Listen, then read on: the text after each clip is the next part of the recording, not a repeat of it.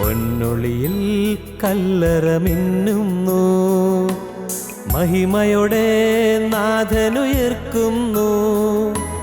മുറിവുകളാൽ മൂടിയ മേനീതാ, നിറവോലും പ്രഭയിൽ മുഴുകുന്നു. പൊന്നൊളിയിൽ കല്ലറ മിന്നുന്നു, മഹിമയോടെ നാഥനുയർക്കുന്നു. മുറിവുകളാൽ മൂടിയ മേനീതാ, നിറവോലും പ്രഭയിൽ മുഴുകുന്നു.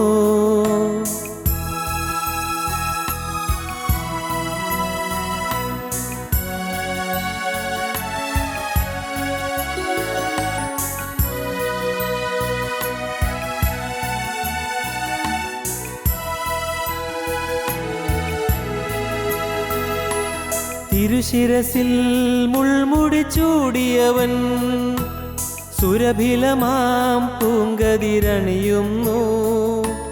കണ്ണീരിൽ മുങ്ങിയ നയനങ്ങൾ കനകം പോൽ മിന്നി വിളങ്ങുന്നു.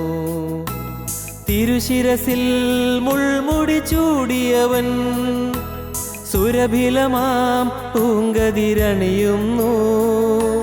കണ്ണീരിൽ മുങ്ങിയ നയനങ്ങൾ കനകം പോൽ മിന്നി വിളങ്ങുന്നു. പൊന്നൊളിയിൽ കല്ലറ മിന്നുന്നു, മഹിമയോടെ നാഥനുയർക്കുന്നു. മുറിവുകളാൽ മൂടിയ മേനീതാ, നിറവോലും പ്രഭയിൽ മുഴുകുന്നു.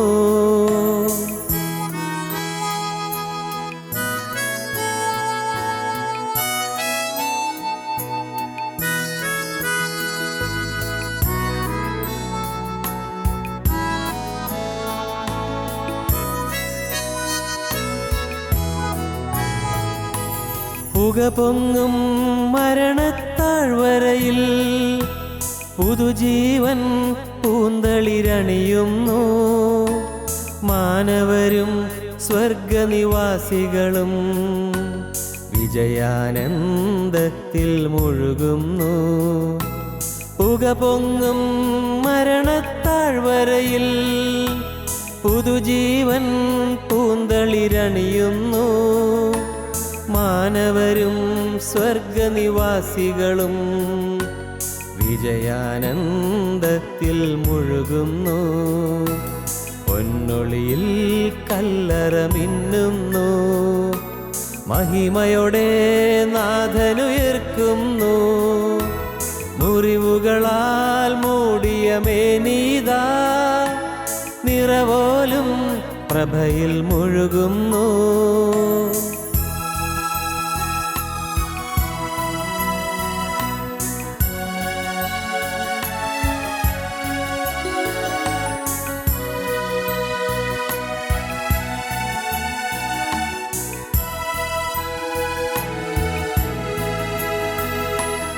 എൻ പേർക്കായി യേശു മരിച്ചതിനാൽ, യേശുവിനായി ഇനി ഞാൻ ജീവിക്കും. എൻ പേർക്കായി യേശു ഉയർത്തതിനാൽ, ഒടുവിൽ ഞാൻ അവനിൽ ചേർന്നിടും. എൻ പേർക്കായി യേശു മരിച്ചതിനാൽ, യേശുവിനായി ഇനി ഞാൻ ജീവിക്കും. എൻ പേർക്കായി യേശു ഉയർത്തതിനാൽ, ഒടുവിൽ ഞാൻ അവനിൽ ചേർന്നിടും. പൊന്നൊളിയിൽ കല്ലറ മിന്നുന്നു, മഹിമയോടെ നാഥനുയർക്കുന്നു. മുറിവുകളാൽ മൂടിയ മേനീതാ, നിറവോലും പ്രഭയിൽ മുഴുകുന്നു. പൊന്നൊളിയിൽ കല്ലറ മിന്നുന്നു, മഹിമയോടെ നാഥനുയർക്കുന്നു.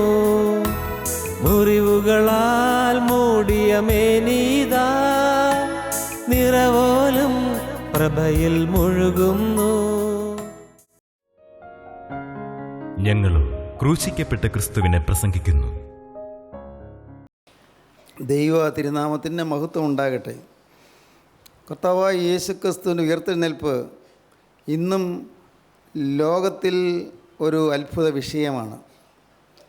യേശുക്രിസ്തു ഉയർത്തെഴുന്നേറ്റു എന്ന് അംഗീകരിക്കാൻ സാധ്യമല്ലാത്ത രീതിയിൽ ചിന്തിക്കുന്ന ആളുകൾ ധാരാളം പേരുണ്ട്. അന്നത്തെ റോമൻ സർക്കാർ യേശു ഉയർത്തെഴുന്നേറ്റു എന്ന് അംഗീകരിച്ചില്ല. യേശുവിൻ്റെ ശിഷ്യന്മാരാരോ യേശുവിൻ്റെ തിരുശരീരം എടുത്തുകൊണ്ട് പോയി എന്നേ അവർ ചിന്തിച്ചുള്ളൂ.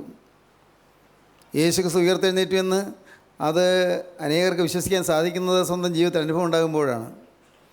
നിങ്ങൾ ഏകാഗ്രതയോടെ ഒരിടത്ത് ഒതുങ്ങിയിരുന്ന്, കർത്താവേ, ഞാൻ നിന്നെ നോക്കി കാത്തിരിക്കുകയാണ്, എന്നോട് നീ കരുണ ചെയ്യണമേ, എൻ്റെ കഴിഞ്ഞകാല ജീവിതം നീ ഓർക്കല്ലേ, നീ ക്രൂശിൽ മരിച്ചതുപോലെ എൻ്റെ പഴയ മനുഷ്യൻ ക്രൂശിക്കപ്പെടാനായി ഞാനിതാ വിട്ടുതരുന്നു, നാഥ ഒരു പുതിയ മനുഷ്യനായി ജീവിക്കാൻ ഞാൻ തീരുമാനിക്കുന്നു എന്ന് പറഞ്ഞുകൊണ്ട് നിങ്ങൾ അല്പനേരം ഉള്ളത്തിൽ തൊട്ട് പ്രാർത്ഥിച്ചാൽ കാണാം യേശു നിങ്ങളുടെ അരികത്ത് വന്നത്. നിങ്ങൾക്ക് അനുഭവിക്കാൻ സാധിക്കും, ആർക്കും അനുഭവിക്കാൻ സാധിക്കും. ഇതുവരെയുള്ള ജീവിതം എത്രമാത്രം തിന്മ നിറഞ്ഞതാകട്ടെ, എത്രമാത്രം അശുദ്ധി നിറഞ്ഞതാകട്ടെ, എത്ര കൊള്ളരായ്മകൾ ഉണ്ടായി എന്നിരിക്കട്ടെ, എങ്കിൽ പോലും ഇപ്പോൾ നിങ്ങൾ ഇരിക്കുന്നിടത്ത് ഇരുന്നു കൊണ്ട്, കർത്താവേ, നീ ഉയർത്തെഴുന്നേറ്റ് ഞാൻ വിശ്വസിക്കുന്നു, ഉയർത്തെഴുന്നേറ്റ് ജീവിക്കുന്ന യേശുവേ, നീ ഇപ്പോൾ ഈ നിസ്സാരനായ എൻ്റെ അരികിലേക്കൊന്ന് വരണമേ, അധമപാപിയായ എൻ്റെ അരികിലേക്കൊന്ന് വരണമേ, പാപം മാത്രം ചെയ്ത് ശീലിച്ചിട്ടുള്ള ഈ ദുഷ്ടനായ മനുഷ്യൻ്റെ അരികിലേക്കൊന്ന് വരണമേ എന്ന് നിങ്ങളൊന്ന് പ്രാർത്ഥിക്കുമെങ്കിൽ ദൈവത്തിന് സ്തോത്രം, യേശുവിൻ്റെ അരികത്ത് വരുന്നത് നിങ്ങൾക്ക് അനുഭവിക്കാൻ സാധിക്കും. നിങ്ങൾക്കത് സെൻസ് ചെയ്യാൻ സാധിക്കും. കർത്താവിന് സ്തോത്രം. യഹോവ തന്നെ വിളിച്ചപേക്ഷിക്കുന്ന ഏവർക്കും നൽകുവാൻ തക്കവണ്ണം സമ്പന്നനാകുന്നു, ഏവർക്കും നൽകുവാൻ സമ്പന്നനാകുന്നു. ദിവസം പ്രതി എൻ്റെ പടിവാതിൽക്കൽ ജാഗരിച്ചും എൻ്റെ വാതിൽ കട്ടളയ്ക്കൽ കാത്തുകൊണ്ടും എൻ്റെ വാക്ക് കേട്ട് അനുസരിക്കുന്ന മനുഷ്യൻ ഭാഗ്യവാനെന്ന് സദൃശവാക്യം പറയും. 8:34. ദിവസം പ്രതി എൻ്റെ പടിവാതിൽക്കൽ ജാഗരിച്ചും എൻ്റെ വാതിൽ കട്ടളയ്ക്കൽ കാത്തുകൊണ്ടും എൻ്റെ വാക്ക് കേട്ട് അനുസരിക്കുന്ന മനുഷ്യൻ ഭാഗ്യവാൻ. വാതിൽ കട്ടളയ്ക്കൽ കാത്തുകൊണ്ട് നിങ്ങൾ കിടക്കുക. കർത്താവായ യേശുവിൻ്റെ തിരുനാമം ഉച്ചരിച്ചുകൊണ്ട്, യേശുവിനെ നിങ്ങൾ സമീപിച്ചുകൊണ്ട് നിങ്ങൾ പറയുക, കർത്താവേ, ഈ പാപിയായ എന്നോട് കരുണ തോന്നണമേ എന്ന്. യേശു ഉയർത്തെഴുന്നേറ്റു എന്നുള്ളത് ഒരു അനുഭവമാണ്. അത് യഥാർത്ഥമായി നിങ്ങൾക്ക് അനുഭവിക്കാൻ സാധിക്കും. വെറും ധ്യാനമല്ല, വെറും ഊഹാപോഹമല്ല, അത് നിങ്ങൾക്ക് നേരിട്ട് തന്നെ വ്യക്തമായി അനുഭവിക്കാൻ സാധിക്കും. യേശു ഉയർത്തെഴുന്നേറ്റ് ജീവിക്കുന്നുവെന്ന്. ദൈവത്തിന് സ്തോത്രം. അതുകൊണ്ടല്ലേ അനേകം ആളുകൾ ഇന്ന് യേശുക്രിസ്തുവിനെ ആരാധിക്കുന്നത്, യേശുക്രിസ്തുവിനെ വിശ്വസിച്ചുകൊണ്ട് ആരാധിക്കുന്നു. അനേകം ആളുകൾ യേശുക്രിസ്തുവിൻ്റെ സ്ഥിരസാന്നിധ്യം അടുത്തറിയുന്നു. ഉയർത്തെഴുന്നേറ്റ ക്രിസ്തു ആദ്യമായി പറഞ്ഞ വാക്ക്, സ്ത്രീയെ നീ കരയുന്നത് എന്നാണ്. യോഹന്നാന്റെ സുവിശേഷം 20-ാം അധ്യായത്തിൽ നമുക്ക് കാണുന്നുണ്ട്. 20-ാം അധ്യായം 13-ാം വാക്യം. അവർ അവളോട്, സ്ത്രീയെ നീ കരയുന്നത് എന്ത് എന്ന് ചോദിച്ചു. 15-ാം വാക്യം. യേശു അവളോട്, സ്ത്രീയെ നീ കരയുന്നത് എന്ത്, ആരെ തിരയുന്നു എന്ന് ചോദിച്ചു. കരയുന്ന മനുഷ്യരാണ് എല്ലായിടത്തും, എല്ലാവരും ഓരോ തരത്തിൽ മനസ്സ് കരഞ്ഞുകൊണ്ടിരിക്കുന്നു, ഹൃദയം കരഞ്ഞുകൊണ്ടിരിക്കുന്നു. പുറമേ കരയുന്നില്ലായിരിക്കാം, പുറമേ പുഞ്ചിരിക്കുന്നുണ്ടായിരിക്കാം, പുറമേ മറ്റ് ലോകകാര്യങ്ങൾ ഇടപെടുന്നുണ്ടായിരിക്കാം, പക്ഷേ ഉള്ളു കരയുകയാണ്, ഉള്ളു കരയുന്നു. അനേകം പ്രശ്നങ്ങളുടെ കൊടുമ്പിരിക്കൊണ്ട് യാതനാഭരിതമായ അനുഭവങ്ങളിലൂടെ കടന്നു പോകുമ്പോൾ നാം ഉള്ളം കരഞ്ഞുകൊണ്ടാണ് ഇരിക്കുന്നത്. പ്രതിസന്ധി ഘട്ടങ്ങൾ വരുമ്പോൾ നാം കരഞ്ഞു പോകുന്നു, എന്തു വേണ്ടു എന്നറിയാതെ വിഷമിച്ചു പോകുന്നു. അപ്രതീക്ഷിതമായ അത്യാഹിതങ്ങൾ വരുമ്പോൾ നാം കരഞ്ഞു പോകുന്നു, എന്തു വേണ്ടു കർത്താവ്, എന്തു വേണ്ടു. കരയുന്നവരോട് യേശു പറയുന്നു, ഉയർത്തെഴുന്നേറ്റ ക്രിസ്തു ആദ്യമായി സംസാരിച്ച വാക്ക്, സ്ത്രീയെ നീ കരയുന്നത്. ഒരു പാവപ്പെട്ട സ്ത്രീ, മഗ്ദലന മറിയമാണത്. ആ പാവപ്പെട്ട സ്ത്രീ, അവൾ പാവനിയായ സ്ത്രീ ആയിരുന്നു, പട്ടണത്തിലേക്കും അശുദ്ധിയായ സ്ത്രീയായിരുന്നു.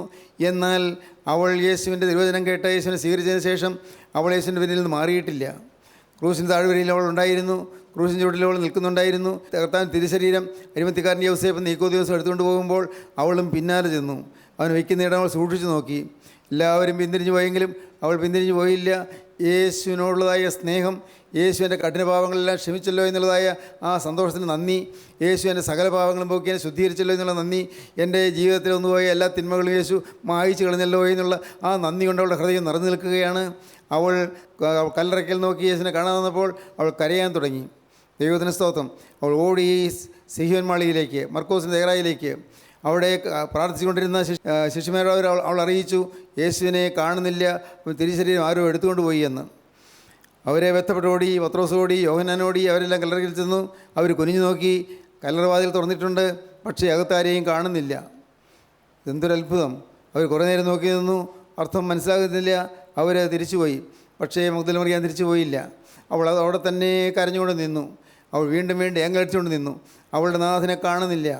അവൾ ജീവിതത്തിൽ കിട്ടിയ മഹാഭാഗ്യം അനുഭവിച്ച ആ സ്ത്രീ പാപമോചനത്തിൻ്റെ സൗഭാഗ്യം അനുഭവിച്ച സ്ത്രീ, അവൾക്ക് പ്രിയനെ കാണാൻ പറ്റുന്നില്ല, നാഥനെ കാണാൻ പറ്റുന്നില്ല. അവൾ വേദന കൊണ്ട് കരയാൻ തുടങ്ങി. കരഞ്ഞ് കരഞ്ഞ് അവൾ തളർന്നു. ദൈവത്തിന് സ്തോത്രം. അപ്പോഴാണ് യേശു വരുന്നത്. സ്ത്രീയെ, നീ കരയുന്നത് എന്ന് ചോദിച്ചു. യേശു ആണ് എന്ന് അവൾക്ക് മനസ്സിലായില്ല. അവളുടെ നിരാശ മുറ്റിയ ഹൃദയത്തിൽ യേശു അടുത്ത് വന്നപ്പോൾ തിരിച്ചറിയാൻ പറ്റിയില്ല. ദുഃഖതപ്തമായ ഹൃദയത്തിൽ യേശു വന്നപ്പോൾ തിരിച്ചറിയാൻ അവൾക്ക് പറ്റിയില്ല. അതുകൊണ്ട് അവൾ കാര്യം മനസ്സിലാക്കാതെ, യേശുവാണെന്നറിയാതെ അവൾ പിന്നെയും കരഞ്ഞുകൊണ്ട് നിന്നു. ദൈവത്തിന് സ്തോത്രം. സ്ത്രീയെ, നീ കരയുന്നത് എന്ത് നമുക്ക് വായിക്കാം. 20 അധ്യായം 14 വാക്യം മുതൽ. ഇത് പറഞ്ഞിട്ടേ അവൾ പിന്നോക്കം തിരിഞ്ഞു. യേശു നിൽക്കുന്നത് കണ്ടു. യേശു എന്ന് അറിഞ്ഞില്ല താനും. യേശു അവളോട്, സ്ത്രീയെ, നീ കരയുന്നതെന്ത്? ആരെ തിരയുന്നു എന്ന് ചോദിച്ചു. അവൻ തോട്ടക്കാരനെന്ന് നിരൂപിച്ചിട്ടേ അവൾ, യജമാനനെ, നീ അവനെ എടുത്തുകൊണ്ടുപോയി എങ്കിൽ അവനെ എവിടെ വെച്ചു എന്ന് പറഞ്ഞു തരിക. ഞാൻ അവനെ എടുത്തു കൊണ്ടുപോയിക്കൊള്ളാമെന്ന് അവനോട് പറഞ്ഞു. ദൈവത്തിന് സ്തോത്രം. പാവം ആ സ്ത്രീയുടെ ഹൃദയത്തിൻ്റെ വേദന. ഞാൻ അവനെ എടുത്തുകൊണ്ട് പോയിക്കൊള്ളാം. യജമാനെ തോട്ടക്കാരനോട് പറയുകയാണെന്നല്ലേ പറയുന്നത്. തോട്ടക്കാരനാണെന്ന് വിചാരിച്ചത്. നീ അവനെ എടുത്തുകൊണ്ട് പോയെങ്കിൽ എവിടെ വെച്ചെന്ന് പറഞ്ഞു തരാമോ? ഞാൻ അവനെ എടുത്തുകൊണ്ട് പോയിക്കൊള്ളാം. ദൈവത്തിന് സ്തോത്രം. അവളുടെ സ്നേഹത്തിൻ്റെ ഏറ്റവും പരമമായ ആധിക്യം. ദൈവത്തിൻ്റെ വലിയ നാമം മഹത്വപ്പെടട്ടെ. എന്താണെന്ന് വായിക്കുന്നത്? യേശു അവളോട് മറിയേ എന്ന് പറഞ്ഞു. സ്തോത്രം. മറിയേ എന്ന് പറഞ്ഞു. അവളെ പേര് ചൊല്ലി വിളിച്ചു. സ്നേഹിതരെ, ഈ സമയത്ത് നിങ്ങൾക്കത് കേൾക്കാം. ഹൃദയത്തിൽ നിന്ന് മാറ്റിക്കൊള്ളാം. നിങ്ങളെ പേര് പറഞ്ഞ് വിളിച്ചിട്ടുള്ളത് ഏതെങ്കിലും നിങ്ങൾക്ക് ഓർമ്മയുണ്ടോ? എപ്പോഴെങ്കിലും നിങ്ങളെ പേര് പറഞ്ഞ് വിളിച്ചത് ഓർമ്മയുണ്ടോ? കർത്താവിന് സ്തോത്രം. യേശു നിങ്ങൾ വലയുന്നത് കണ്ട്, നിങ്ങളുടെ ഭാരം കണ്ട്, നിങ്ങളുടെ ആകുലം കണ്ട്, നിങ്ങളുടെ രോഗത്തിൻ്റെ വേദന കണ്ട് യേശു അടുത്ത് നിന്ന് വളരെ മാർദ്ദവമായ സ്വരത്തിൽ, മൃദുലമോഹനമായ സ്വരത്തിൽ അവൻ നമ്മുടെ പേര് പറയുന്നത് നിങ്ങൾ കേട്ടിട്ടുണ്ടോ? ആ പേര് പറഞ്ഞ് വിളിക്കുന്നത് കേട്ടിട്ടുണ്ടോ? നിങ്ങൾ ഏതെങ്കിലും ഒരു നന്മ ചെയ്ത് ആർക്കെങ്കിലും സഹായം ചെയ്തു കഴിഞ്ഞാൽ യേശുവിൻ്റെ അരികത്ത് വന്ന് നിങ്ങളെ പേര് പറഞ്ഞ് വിളിച്ച് അഭിനന്ദിക്കുന്ന നിങ്ങൾ അനുഭവിച്ചിട്ടുണ്ടോ? കർത്താവിന് സ്തോത്രം. ഇതൊന്നും ഊഹാപോഹമല്ല പ്രിയരെ. ദൈവത്തിന് സ്തോത്രം. യേശു അരികത്ത് വരുന്നവനാണ്. മറിയേ എന്ന് വിളിച്ചു. പെട്ടെന്ന് അവൾക്ക് പിടികിട്ടി, ഇതെൻ്റെ യേശു ആണല്ലോ എന്ന്, എൻ്റെ നാഥനാണല്ലോ എന്ന്, എനിക്ക് വേണ്ടി ക്രൂശിൽ വെച്ച രക്ഷകനാണല്ലോ എന്ന്. അവൾ ഉടനെ റബൂനി, ഗുരു എന്ന് പറഞ്ഞുകൊണ്ട് യേശുവിൻ്റെ കാൽക്കൽ വീണു. കർത്താവ് പറഞ്ഞു, ഞാൻ തുടരരുത്, ഞാൻ പിതാവിൻ്റെ അടുക്കൽ കയറി പോയിട്ടില്ല. പക്ഷേ നീ ഒരു കാര്യം ചെയ്യണം. നീ എൻ്റെ ശിഷ്യന്മാരുടെ അടുക്കൽ ചെന്ന് ഞാൻ ജീവിച്ചിരിക്കുന്നെന്ന് അവരോട് പറയുക. സ്തോത്രം. ആദ്യത്തെ സുവിശേഷ പ്രസംഗക മഗ്ദലന മറിയാമാണ്. യേശുക്രിസ്തു ജീവിക്കുന്നുള്ളതായ വസ്തുത അറിയിക്കാൻ നിയോഗിക്കപ്പെട്ടവൾ മഗ്ദലന മറിയാമാണ്. സ്തോത്രം. സഹോദരങ്ങളെ, നിങ്ങൾക്ക് ഓടിയാണെന്ന് പറയാൻ പറ്റുമോ? ഇത് ആരോടെങ്കിലുമൊക്കെ പറയാൻ പറ്റുന്നുണ്ടോ? എൻ്റെ കർത്താവ് ജീവിക്കുന്നുണ്ട്, ഭാരപ്പെടേണ്ട, വിഷമിക്കേണ്ട, രോഗത്തിന് ശമനമുണ്ട്, നിങ്ങൾ വിശ്വസിക്കൂ, നിങ്ങൾ ഭാരപ്പെടേണ്ട. നിങ്ങളുടെ ഈ കടഭാരം മാറ്റാൻ യേശുവിന് കഴിയും, വിശ്വസിക്കൂ, നിങ്ങൾ ഭാരപ്പെടേണ്ട. നിങ്ങളുടെ കുടുംബത്തിലെ ക്ലേശവും അലോഹ്യവും മാറ്റാൻ യേശുവിന് കഴിയും, വിശ്വസിക്കൂ. ഇങ്ങനെ പറയാൻ നിങ്ങൾ കഴിയണമെങ്കിൽ നിങ്ങൾക്ക് അനുഭവ സമ്പത്ത് വേണം. അനുഭവ സമ്പത്ത്. ദൈവത്തിന് സ്തോത്രം. എൻ്റെ ബഹുമാന്യ സഹോദരി സഹോദരന്മാരെ, ഞാൻ വളരെ എളിമയോടെ നിങ്ങൾ പറയുകയാണ്. എൻ്റെ കർത്താവിൻ്റെ പാദം തൊട്ടുകൊണ്ട് ഞാൻ പറയുകയാണ്, നിങ്ങൾ യേശുവിനെ മറികടന്നു പോകരുത്. യേശു നിങ്ങളെ സ്നേഹിക്കുന്നുണ്ട്. നിങ്ങൾ വിളിച്ചാൽ വിളി കേൾക്കുന്നതിനായി അരികത്ത് വരുന്നുണ്ട്. മോളെ, നീ എന്തിനാണ് കരയുന്നത് ചോദിച്ചുകൊണ്ട് അരികത്തേക്ക് വരികയാണ്. എൻ്റെ മോനെ, നീ എന്തിനാണ് കരയുന്നത് ചോദിച്ചുകൊണ്ട് അരികത്ത് വരികയാണ്. ഉള്ളം കരഞ്ഞുകൊണ്ടിരിക്കുന്ന അനേക ഈ വാക്കുകളെ കേൾക്കുന്നുണ്ടല്ലോ. ഉള്ളം കരഞ്ഞുകൊണ്ടിരിക്കുന്നവരെ, വളരെ സങ്കീർണമായ പ്രശ്നങ്ങളുടെ ഊരാക്കുരുക്കിൽപ്പെട്ട അടലാണ്ടവർ അനേകം പേര് ഈ വാക്കുകൾ കേൾക്കുന്നുണ്ടല്ലോ. പ്രിയപ്പെട്ടവരെ, നിങ്ങളെ കണ്ട് മനസ്സറിയുന്ന ഒരു യേശു ജീവിക്കുന്നു. സ്ത്രീയെ, നീ കരയുന്നതെന്ത്? സ്തോത്രം. കരയുന്നത് എന്ന് ചോദിച്ചവൻ കരച്ചിൽ മാറ്റാൻ ശക്തിയുള്ളവനാണ്. കരയുന്നത് എന്തെന്ന് ചോദിച്ചവൻ കരച്ചിൽ മാറ്റിത്തരിക തന്നെ ചെയ്യും. മഗ്ദലന മറിയാവിൻ്റെ കരച്ചിൽ മാറി അവൾ ഓടി ഈ ശിഷ്യന്മാരുടെ അടുക്കലേക്ക്, കർത്താവിൻ്റെ ശിഷ്യന്മാരുടെ അടുക്കലേക്ക് എന്ന് പറഞ്ഞു, യേശു ജീവിക്കുന്നുണ്ട്. അവരമ്പരന്നു, യേശു ജീവിക്കുന്നുണ്ട്. അവർ പരിഭ്രമിച്ചു. എന്താണ് ഇപ്പോൾ കേൾക്കുന്നത്? ഒരു പുതിയ വാർത്ത. യേശു ജീവിക്കുന്നുണ്ട്, യേശു ഉയർത്തെഴുന്നേറ്റിട്ടുണ്ട്. അവൾ പറഞ്ഞത് അവർ ആദ്യം വിശ്വസിച്ചില്ല. എങ്കിലും അവർ മർക്കോസിൻ്റെ ദേറായിലിരുന്ന് പ്രാർത്ഥിച്ചുകൊണ്ടിരിക്കാൻ തുടങ്ങി. അവിടെ ആ സിഹോൻ മലയിലിരുന്ന് പ്രാർത്ഥിക്കാൻ തുടങ്ങി. അവർ കൂട്ടം കൂടി ഇരുന്ന് പ്രാർത്ഥിക്കുകയാണ്. യൂദാസ്കറിയോത്ത പണ്ടേ പോയി കഴിഞ്ഞല്ലോ. ഇപ്പോൾ അവർ 11 പേരുണ്ട്. കൂടെ ഈ മഗ്ദലന മറിയാമുമുണ്ട്. ദൈവത്തിന് സ്തോത്രം. ആ കൂടെ വിശുദ്ധ കന്യാമാതാവുമുണ്ട്. എല്ലാവരും ചേർന്ന് നിന്ന് പ്രാർത്ഥിക്കുകയാണ്. കർത്താവിന് സ്തോത്രം. പ്രിയപ്പെട്ടവരെ, അപ്പോഴാണ് യേശു അവിടെ വന്ന് നിന്നത്. അവരത്ഭുതപ്പെട്ടു പോയി. അല്പം മുമ്പ് യേശു ജീവിക്കുന്നത് കേട്ടേ ഉള്ളൂ. ഇപ്പോഴിതാ യേശു നടുവിൽ നിന്ന് നിൽക്കുന്നു.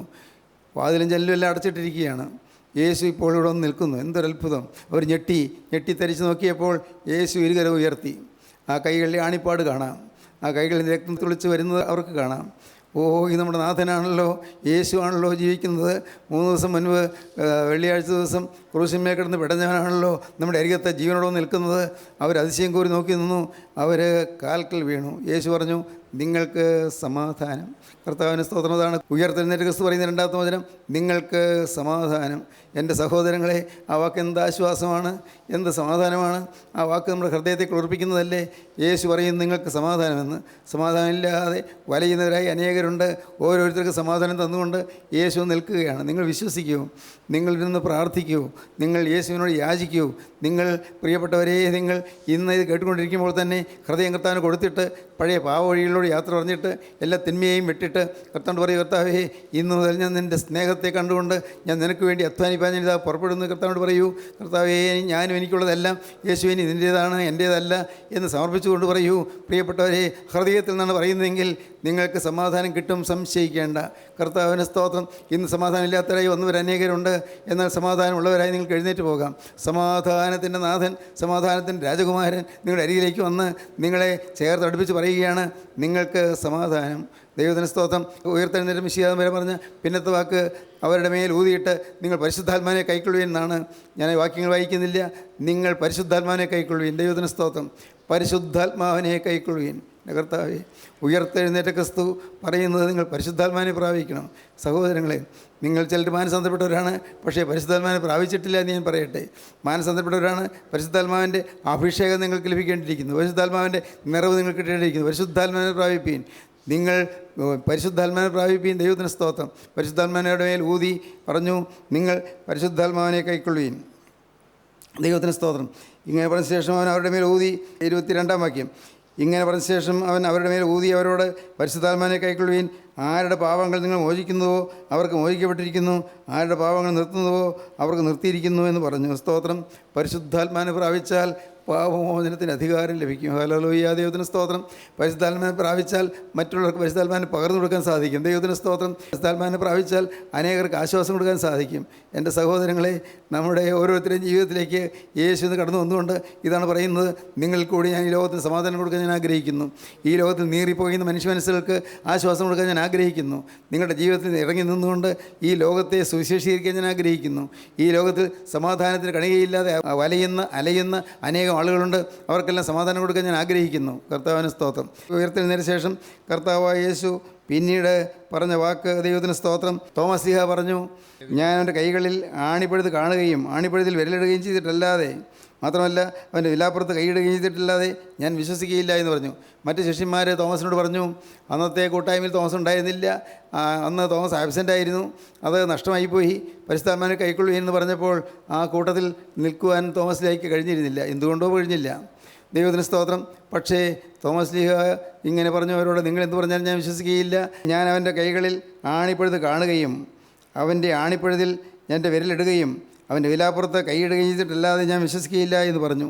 ദൈവത്തിന് സ്തോത്രം. അപ്പോൾ യേശു ക്രിസ്തു അവിടെ അക്ഷരീയമായില്ല. ഉയർത്തെഴുന്നേറ്റ ക്രിസ്തു അവിടെ ഇല്ല. ആ കൂട്ടായ്മ എപ്പോൾ യേശു ഇല്ല. പക്ഷേ യേശു അടുത്ത ഞായറാഴ്ച, പിന്നത്തെ ദിവസം, കർത്തൃ ദിവസത്തിൽ അടുത്ത പ്രാവശ്യം കർത്താവ് അവരുടെ മധ്യത്തിലേക്ക് എഴുന്നള്ളി വന്നു. തോമസ് ലീഹ ഉണ്ടായിരുന്നു. ഈ തോമസ് ലീഹ കഴിഞ്ഞ ആഴ്ച പറഞ്ഞത് അത് കർത്താവ് കേട്ടിരുന്നു. കർത്താവിന് അറിയാമായിരുന്നു. ഓരോ മനുഷ്യൻ്റെയും ഹൃദയം കർത്താവ് കാണുന്നുണ്ട്. കർത്താവ് അത് കേട്ടിരുന്നു. അതുകൊണ്ട് കർത്താവ് തോമസ് ലീഹയിലേക്ക് അങ്ങോട്ട് ചെന്നു. തോമസ് ലീഹയെ വിളിക്കുകയല്ല ചെയ്തത്, അങ്ങോട്ട് ചെന്നു. നമുക്ക് വായിക്കാം 26-ാം വാക്യം മുതൽ. 8 ദിവസം കഴിഞ്ഞിട്ട് ശിഷ്യന്മാർ പിന്നെയും അകത്തുകൂടിയിരിക്കുമ്പോൾ തോമാസും ഉണ്ടായിരുന്നു. വാതിലടച്ചിരിക്കെ യേശു വന്ന് നടുവിൽ നിന്നുകൊണ്ട്, നിങ്ങൾക്ക് സമാധാനമെന്ന് പറഞ്ഞു. എപ്പോൾ ക്രിസ്തു വന്നാലും ആദ്യം പറയുന്ന വാക്ക് നിങ്ങൾക്ക് സമാധാനം എന്നാണ്. എന്തൊരാശ്വാസം! ആദ്യം പറയുന്ന വാക്ക് നിങ്ങൾക്ക് സമാധാനം എന്നാണ്. യേശു വന്ന് അവരുടെ നടുവിൽ നിന്നുകൊണ്ട് നിങ്ങൾക്ക് സമാധാനം എന്ന് പറഞ്ഞു. പിന്നെ തോമാസിനോട്, നിന്റെ വിരൽ ഇങ്ങോട്ട് നീട്ടി എൻ്റെ കൈകളെ കാണുക. തോമസിനോട് പറയുന്നു, നിന്റെ വിരൽ ഇങ്ങോട്ട് നീട്ടി എൻ്റെ കൈകളെ കാണുക. നിന്റെ കൈ നീട്ടി എൻ്റെ വിലാപ്പുറത്തിടുക. നിന്റെ കൈ നീട്ടി എൻ്റെ വിലാപ്പുറത്തിടുക.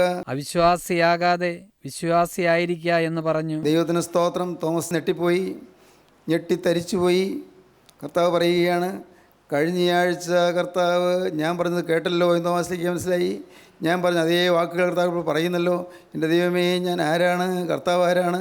തോമസ് ലീഹ അത്ഭുതം കൂറി നിൽക്കുകയാണ്. കർത്താവ് കൈ നീട്ടിക്കൊടുത്തു.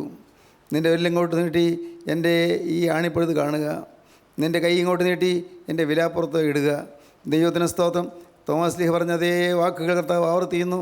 മോനെ, നീ കണ്ടുകൊള്ളൂ, നിനക്ക് വിശ്വസിക്കാമല്ലോ, കണ്ടുകൊള്ളൂ. കർത്താവിന് സ്തോത്രം.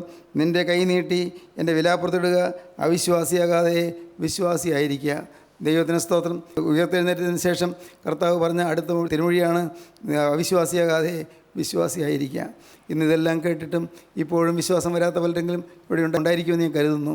ദൈവമക്കളെ, നിങ്ങളുടെ അവിശ്വാസത്തോടെ നിങ്ങൾ യാത്ര പറയുക. യേശു ജീവിക്കുന്നു. കർത്താവിന് സ്തോത്രം. യേശു ജീവിക്കുന്നുണ്ട്, ഈ പാവപ്പെട്ട ഞാനും ജീവിക്കുന്നു. ഹല്ലേലൂയ. ദൈവത്തിന് സ്തോത്രം. യേശു ജീവിക്കുന്നുണ്ട്, കർത്താവ് എനിക്ക് ആയുസ് നീട്ടി തന്നിരിക്കുന്നു. യേശു ജീവിക്കുന്നുണ്ട്, കർത്താവിൻ്റെ രോഗങ്ങൾ മാറ്റി തന്നിരിക്കുന്നു. യേശു ജീവിക്കുന്നുണ്ട്, കർത്താവ് എനിക്ക് സംസാരിക്കാൻ ശക്തി തന്നിരിക്കുന്നു. യേശു ജീവിക്കുന്നുണ്ട്, കർത്താവ് എൻ്റെ കരത്തിൽ പിടിച്ചിരിക്കുന്നു. കർത്താവിൻ്റെ വലം കരത്തിൽ പിടിച്ച് എന്നെ നയിച്ചു കൊണ്ടുപോകുന്നു. ദൈവത്തിന് സ്തോത്രം. യേശു ജീവിക്കുന്നു. മകളെ, യേശു ജീവിക്കുന്നു. നീ പരിഭ്രമിക്കരുത്. മോനെ, നീ ഭയപ്പെടരുത്. യേശു ജീവിക്കുന്നു. ദൈവത്തിന് സ്തോത്രം. യേശു ജീവിക്കുന്നു. തോമസ് ലീഹ കണ്ടു, കൈവിരലിട്ടില്ല, കൈയിട്ടില്ല, ആണിപ്പുറത്തിലേക്ക് നോക്കിയില്ല. പക്ഷേ ഇത്രയും പറഞ്ഞപ്പോഴേക്കും തോമസ് ഞെട്ടിപ്പോയി, സകലം പരിഭ്രമിച്ചു പോയി. തോമസ് ലീഹ ഭയചകിതനായി പോയി. വായിക്കുന്നതാണ് അടുത്ത വാക്യം. തോമസ് അവനോട്, എൻ്റെ കർത്താവും എൻ്റെ ദൈവവുമായുള്ളവേ എന്ന് ഉത്തരം പറഞ്ഞു. എൻ്റെ കർത്താവും എൻ്റെ ദൈവമായുള്ളവേ, അവിശ്വാസിയാകാതെ വിശ്വാസിയായിരിക്കുക എന്ന് പറഞ്ഞ കർത്താവിൻ്റെ വചനം കേട്ട് തോമസ് പറയുകയാണ്, എൻ്റെ കർത്താവും എൻ്റെ ദൈവവുമായുള്ളവേ. Personal faith, personal intimacy, personal relationship. ദൈവത്തിന് സ്തോത്രം. വ്യക്തിപരമായ സ്നേഹം, വ്യക്തിപരമായ അഫെക്ഷൻ, വ്യക്തിപരമായ സ്നേഹം. ദൈവത്തിന് സ്തോത്രം. എൻ്റെ കർത്താവും എൻ്റെ ദൈവമായുള്ളവേ.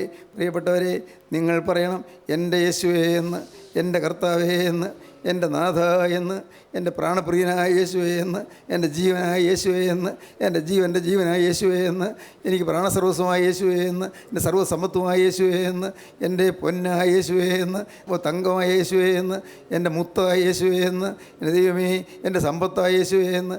യേശുവെ നിങ്ങൾക്ക് എങ്ങനെയെല്ലാമോ വിളിക്കാൻ പറ്റുന്നത്. നിങ്ങളുടെ സ്നേഹത്തിന് അധികം കൊണ്ട് നിങ്ങൾക്ക് വാദവരാതെ പറയാം, എൻ്റെ യേശുവേ, എൻ്റെ സ്വന്തം യേശുവേ. ഹല്ലേലൂയ. എൻ്റെ സ്വന്തം യേശുവേ. ഹല്ലേലൂയ. നിൻ്റെ സ്വന്തമാണ് ഞാൻ ഇനി എൻ്റെ അല്ല, ഞാൻ നിൻ്റേതാണ്. നീ എന്നെ കൈക്കൊള്ളണമേ, എന്നെ സ്വീകരിക്കണമേ. നമുക്ക് പറയാം. ദൈവത്തിന് സ്തോത്രം. നമുക്ക് അവനോട് വാക്ക് പറയാം, എൻ്റെ കർത്താവേ, ഇനി ഞാൻ എൻ്റെ അല്ല, ഞാൻ യേശുവിൻ്റേതാണ്. നീ എന്നെ വിലയ്ക്ക് വാങ്ങിയിരിക്കുന്നു, രക്തം കൊടുത്ത് എന്നെ വിലയ്ക്ക് വാങ്ങിയിരിക്കുന്നു. ദുഷ്ടപിശാച് പന്താടിയിരുന്ന എൻ്റെ ജീവിതത്തിലേക്ക് നീ കടന്നു വന്ന് എന്നെ നീ വിലയ്ക്ക് വാങ്ങിയിരിക്കുന്നു. കർത്താവേ, ഞാൻ വിശ്വസിക്കുന്നു. ഞാൻ അവിശ്വാസിയായി ജീവിച്ചവനാണ്, ദൈവവിശ്വാസമില്ലാതെ ജീവിച്ചവളാണ്. കർത്താവേ, ദൈവം ഉണ്ടോ എന്ന് പോലും സംശയിച്ച സന്ദർഭം ഉണ്ടായിട്ടുണ്ട്. യേശു ഇപ്പോൾ ജീവിക്കുന്നുണ്ടോ എന്ന് ചിന്തിച്ച ചില സന്ദർഭങ്ങൾ വന്നു പോയിട്ടുണ്ട്. കർത്താവേ, അതെല്ലാം എൻ്റെ പാഴ്ക്കിനാവുകളായിരുന്നു, എല്ലാം വിഡ്ഢിത്തമായിരുന്നു. ഇപ്പോൾ എനിക്ക് മനസ്സിലാകുന്നു. ഇപ്പോൾ കർത്താവേ, ഞാൻ അറിയുന്നു യേശു ജീവിക്കുന്നുവെന്ന്. നീ എൻ്റെ അടുത്തുണ്ട് എന്ന് ഞാൻ അറിയുന്നു. നീ എൻ്റെ അടുത്ത് നിൽക്കുന്നു ഞാൻ അറിയുന്നു. നീ എന്നെ തൊടുന്നു ഞാൻ അറിയുന്നു. നീ എന്നെ സ്പർശിക്കുന്നു ഞാൻ അറിയുന്നു. നീ എന്നെ സ്നേഹിക്കുന്നു ഞാൻ അറിയുന്നു. എന്നെ സ്നേഹിക്കുന്ന എൻ്റെ സർവ്വവല്ലഭനായ യേശുവേ, എൻ്റെ സർവസ്വമായ യേശുവേ, എൻ്റെ പ്രാണപ്രിയനായ യേശുവേ, തൃക്കരമൊന്ന് നീട്ടണമേ. ഹല്ലേലൂയ. ദൈവത്തിന് സ്തോത്രം. അന്ന് തോമസ് ലീഹ അത് പറഞ്ഞിട്ട് അവിശ്വാസിയാകാതെ വിശ്വാസിയായിരിക്കുക എന്ന് കർത്താവ് പറഞ്ഞു കേട്ടിട്ട് തോമസ് ലീഹ പറഞ്ഞു, എൻ്റെ കർത്താവും എൻ്റെ ദൈവവുമായുള്ളവേ. വിശ്വാസത്തിന് പ്രഖ്യാപനം ഏറ്റുപറയുകയാണ്. കർത്താവിന് സ്തോത്രം. എൻ്റെ കർത്താവും എൻ്റെ ദൈവമായുള്ളവേ. കർത്താവിന് സ്തോത്രം. ദൈവത്തിന് സ്തോത്രം. കർത്താവിന് സമ്പൂർണ്ണ സന്തോഷമായി. തോമസ് ലീഹയുടെ അവിശ്വാസം മാറി. തോമസ് ലീഹ അവിശ്വാസിയായി തീർന്നു. മതി, ആത്മാവിന് പകരാമിനി, ആത്മാവിന് നൽകാം. ദൈവത്തിന് സ്തോത്രം.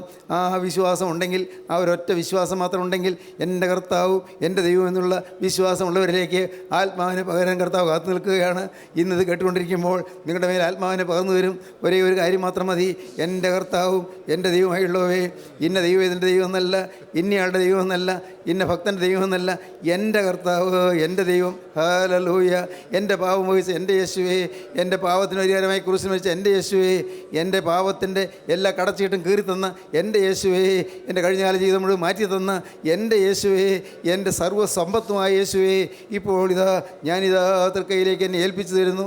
ഒരു വ്യവസ്ഥയുമില്ലാതെ ഞാനിതാ അതിൻ്റെ കയ്യിലേക്ക് ഏൽപ്പിച്ചു തരുന്നു. കർത്താവേ, ഈ ഉള്ളവനെ നീ ഒന്ന് പിടിച്ചുകൊള്ളണമേ. ഈ ഉള്ളവളുടെ കയ്യിൽ നീ ഒന്ന് പിടിച്ചുകൊള്ളണമേ. ഈ നിസ്സാര മനുഷ്യനോട് നിനക്കൊരു മനസ്സിൽ തോന്നണമേ. ഈ പാവിയായ മനുഷ്യനോട് നിനക്കൊരു കരുണ തോന്നണമേ. എന്നെ നീ ഒന്ന് പിടിക്കണമേ. നീ എന്നെ ഒന്ന് ഉദ്ധരിക്കണമേ.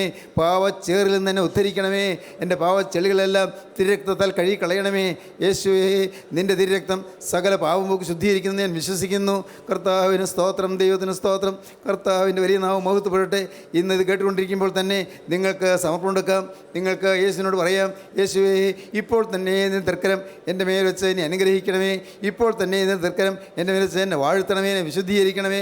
എൻ്റെ കറകളെല്ലാം മായ്ച്ചു കളയണമേ. കഴിഞ്ഞ കാല ജീവിതത്തിൽ നിന്ന് പോയ മദ്യപാനത്തിൻ്റെ കറകൾ, കഴിഞ്ഞ കാലത്ത് വന്നു പോയ കർത്താവേ അശുദ്ധിയുടെ കറകൾ, പറയാൻ കൊള്ളരുതാത്ത പാവങ്ങൾ ചെയ്തു പോയതിൻ്റെ കറകൾ, അനേകം ചെളികൾ കറകൾ എൻ്റെ മേൽ നിൽക്കുന്നുണ്ട് കർത്താവേ.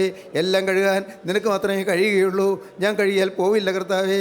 ഞാനിതെല്ലാം ഏറ്റുപറയുന്നു. എനിക്ക് ഇന്ന സമയത്ത് ഇന്ന വിധത്തിൽ പാവം വന്നുപോയി എന്ന് ഏറ്റുപറയുന്നു. ഇപ്പോൾ നീ എൻ്റെ പാവം ക്ഷമിച്ചു തന്ന് ഇത്തിരി രക്തത്താൽ എന്നെ കഴിവെടുപ്പാക്കി എന്നെ നിൻ്റെ തിരുമാറോട് അടുപ്പിക്കണമേ. ഹല്ലേലൂയ.